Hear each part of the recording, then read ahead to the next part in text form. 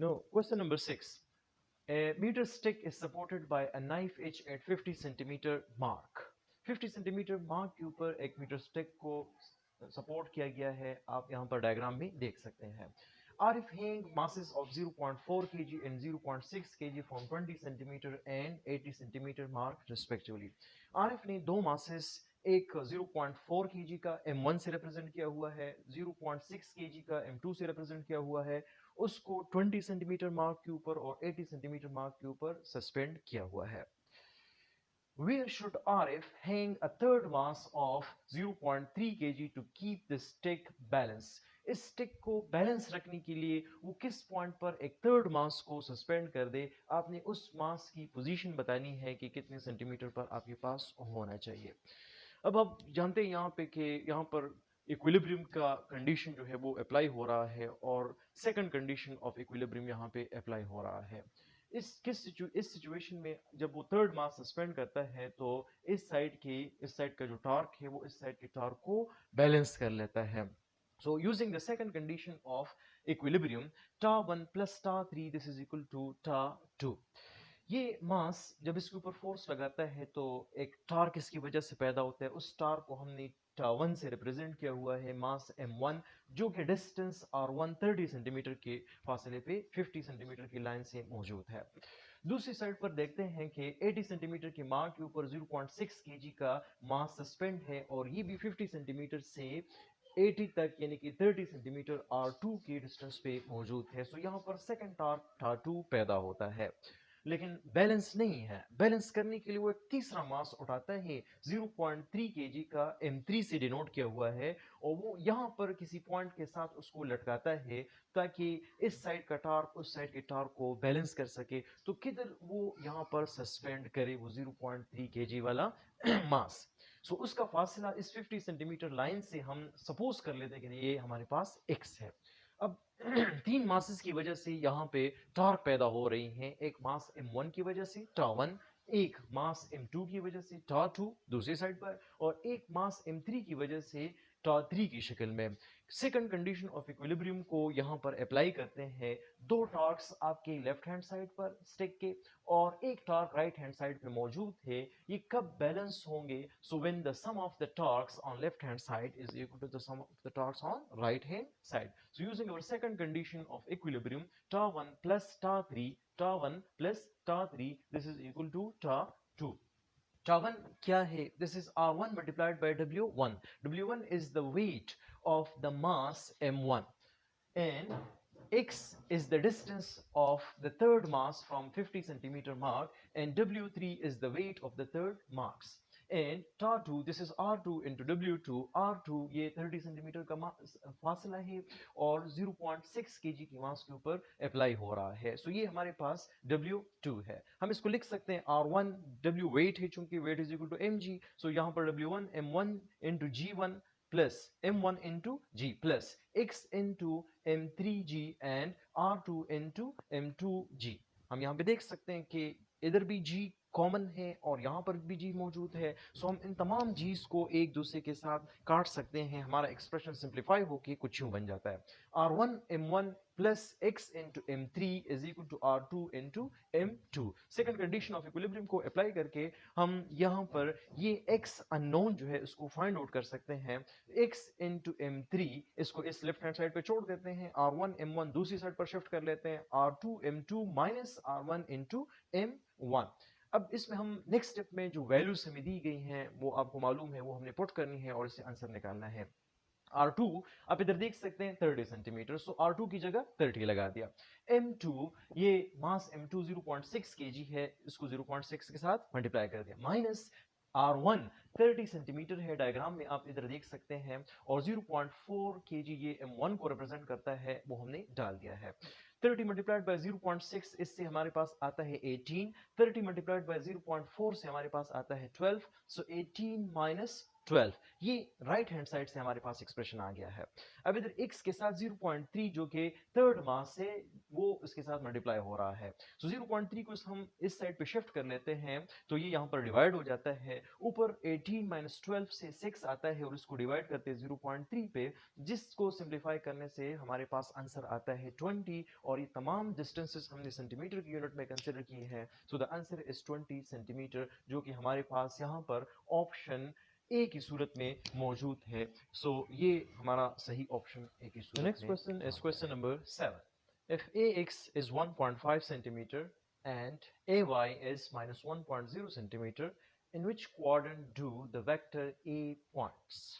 आपको किसी vector a के दो कंपोनेंट्स ax और ay आपको दी गए हैं और वो आपसे पूछ रहा है कि ये a किधर लाई करेगा, किस क्वाड्रेंट में वो लाई करता है। क्वाड्रेंट्स हम जानते हैं हमारे पास 4 क्वाड्रेंट्स हैं एक प्लेन में। इसको फर्स्ट क्वाड्रेंट कहते हैं, इसको सेकंड क्वाड्रेंट कहते हैं एंटी क्लॉकवाइज मूव करते वक्त। ये थर्ड क्वाड्रेंट है और ये हमारे पास है फोर्थ क्वाड्रेंट। हम जानते हैं यहाँ पर x और y दोनों जो है वो पॉजिटिव वैल्यू रखते हैं, x भी पॉजिटिव y भी पॉजिटिव। इधर x नेगेटिव है, y जो है पॉजिटिव है। इधर x भी नेगेटिव और y भी नेगेटिव है, दोनों नेगेटिव में। इधर x पॉजिटिव है और y जो है वो नेगेटिव है। अब वो कहते हैं ax इज 1.5 सेंटीमीटर। 1.5 सेंटीमीटर है और वो पॉजिटिव है, तो इसकी चांसेस जो है वो यही है कि ये फर्स्ट क्वाड्रेंट में हो या फोर्थ क्वाड्रेंट में हो। ay जो है वो -1.0 सेंटीमीटर है और वो मौजूद है क्वाड्रेंट में, तो वो फोर्थ क्वाड्रेंट में मौजूद है, क्योंकि हमारे पास फोर्थ क्वाड्रेंट में y जो है वो नेगेटिव है। सो ये दो कंपोनेंट्स हमें बताते हैं कि हमारा जो वेक्टर होगा वो फोर्थ क्वाड्रेंट में लाई करेगा, क्योंकि x 4 में पॉजिटिव है, y 4 में नेगेटिव है। सो वेक्टर हमारा इधर लाई करता है फोर्थ क्वाड्रेंट में। सो आंसर हो जाएगा हमारा कि the vector lies in the fourth quadrant.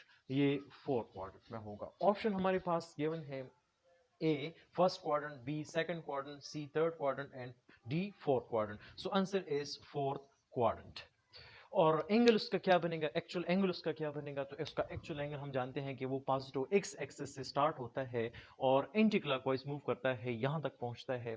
ये पूरा अगर हम लेते हैं तो 360 बनाता है। और ये एंगल जो यहाँ पे मौजूद है इसको अगर हम फाई का नाम दे दें, so actual angle will be 360 minus phi. So इसकी एक्चुअल डायरेक्शन को हम रिप्रेजेंट कर सकते हैं थीटा से, and theta will be 360 minus phi. The next question is question number 8.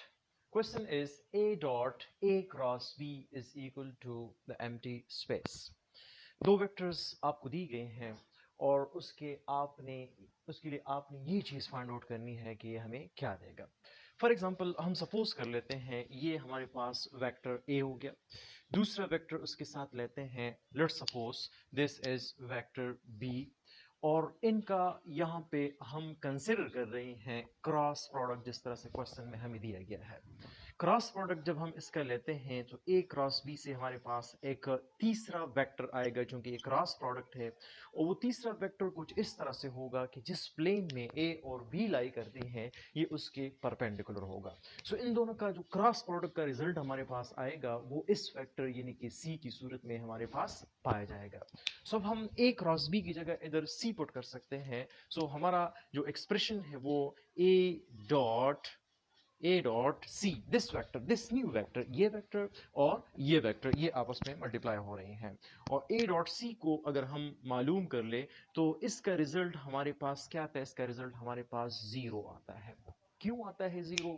क्योंकि हम जानते हैं कि C उस प्लेन की जिस प्लेन में A और B लाई करता है उसकी परपेंडिकुलर है। सो C A का भी परपेंडिकुलर हो गया और B के लिए भी ये परपेंडिकुलर हो गया है। जब दो वेक्टर्स आपस में परपेंडिकुलर हो तो उनके दरमियान एंगल पाया जाता है वो 90 डिग्री का। और आप उसका डॉट प्रोडक्ट ले रही हैं, डॉट प्रोडक्ट आपके पास ए सी इंटू कॉज ऑफ थीटा इस सूरत में आ जाएगा। एंगल को हम देख रहे हैं ए और सी के दरमियान 90 का बनता है। So this is a C cos of 90 and we know cos of 90 degree is equal to 0. So that's why this product A dot C, this is equal to 0. So A और C आपस में perpendicular होंगे तब उसका dot product 0 आ सकता है. So ये हमारे पास ऑप्शन A की सूरत में मौजूद है. So our next question is question number 9. Two forces of magnitude 20 Newton and 50 Newton act simultaneously on a body.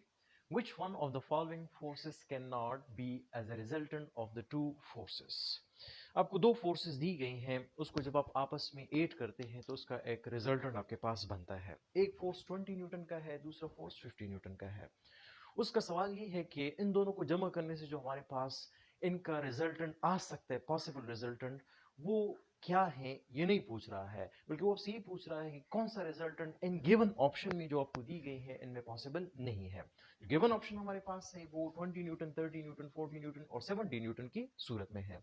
हम जानते हैं कि किसी भी दो फोर्स को जब हम ऐड कर लेते हैं तो उसका रेंज जो हमारे पास आता है मैक्सिमम उस सूरत में जब वो आपस में पैरेलल होते हैं, उनको जमा करते हैं तो उससे हमारे पास उसकी मैक्सिमम वैल्यू आती है. अब फॉर एग्जांपल A20 हो, B50 न्यूटन का फोर्स हो, तो इनका रिजल्टेंट हमारे पास 20 प्लस 50 इससे 70 न्यूटन आता है. ये 70 न्यूटन इसकी मैक्सिमम वैल्यू पॉसिबल है और ये वो केस है जब ये दोनों फोर्सेस आपस में पैरेलल एक्ट करते हों.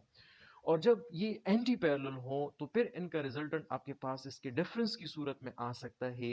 यहाँ पर हम अगर इसका डिफरेंस मालूम करें 20 माइनस 50 एब्सोल्यूट, तो इससे हमारे पास आंसर बनता है 30 न्यूटन का और ये उसका मिनिमम वैल्यू जो है उसकी ये पॉसिबल है. सो मैक्सिमम वैल्यूज की 70 न्यूटन और मिनिमम वैल्यूज की 30 न्यूटन. अब इसके दरमियान जितनी भी वैल्यूज है 30 और 70 न्यूटन के दरमियान वो सारी की सारी पॉसिबल है इंक्लूडिंग 30 एंड 70. जो पॉसिबल नहीं है तो अब हम अपने ऑप्शन के ऊपर गौर करेंगे कि कौन सी वैल्यू जो है वो पॉसिबल नहीं है. यानी कि जो वैल्यू 30 से कम होगी, लेस, या 70 से ज्यादा, वो एक्सेप्टेबल नहीं है. तो चलो देखते हैं कि हमारे पास कौन सी ऐसी वैल्यू है जो कि इन दोनों फोर्सेस का रिजल्टेंट पॉसिबल नहीं है.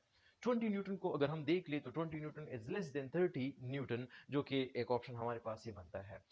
30 Newton, this is also possible. अगर दो इसके कम से कम जो है वो आपके पास 30 न्यूटन का ये भी पॉसिबल है, 40 न्यूटन है, 70 न्यूटन है, ये तमाम पॉसिबल है. जो पॉसिबल नहीं है वो आपके पास. The next question is question number 10. If the dot product of two non-zero vector A and B is 0, then the magnitude of their cross product is. आपके पास दो वेक्टर्स हैं A और B. क्वेश्चन में आपको बताया गया है कि A और B दोनों नॉन जीरो वेक्टर है, यानी कि इनमें से कोई भी जीरो वेक्टर के बराबर नहीं है. और इस सूरत में उनका डॉट प्रोडक्ट जो है वो आपके पास जीरो आता है, यानी कि A dot B, this is equal to zero. Magnitude उसका जीरो है. आपसे क्वेश्चन पूछ रहा है कि उनकी क्रॉस प्रोडक्ट का मैग्नीट्यूड क्या होगा. क्रॉस प्रोडक्ट हम जानते हैं कि वो A क्रॉस B के बराबर है, which is equal to AB sine of theta. इस सूरत में ये इसका मैग्नीट्यूड है. लेकिन A डॉट B कब आपके पास जीरो के बराबर आ सकता है अगर A और B में से कोई भी नल वेक्टर ना हो. तो हम जानते हैं कि जब भी दो वेक्टर्स फॉर एग्जांपल A और B एक दूसरे के परपेंडिकुलर होंगे, सिर्फ इस सूरत में इनका डॉट प्रोडक्ट जीरो पॉसिबल है. ठीक. और ये उस वक्त कि जब उनका एंगल क्या, उनका एंगल 90 डिग्री का हो. जब एंगल 90 डिग्री का हो और फिर आपने उसका क्रॉस प्रोडक्ट लेना है, तो क्रॉस प्रोडक्ट आप जानते हैं A B sine of theta या ए बी साइन ऑफ 90 के बराबर है. And sine of 90 you know this is equal to 1. So the magnitude of their cross product A cross B, this is equal to A B into 1 और A B, जो कि हमारे पास यहाँ पर option C की सूरत में मौजूद है. So the correct option is option C.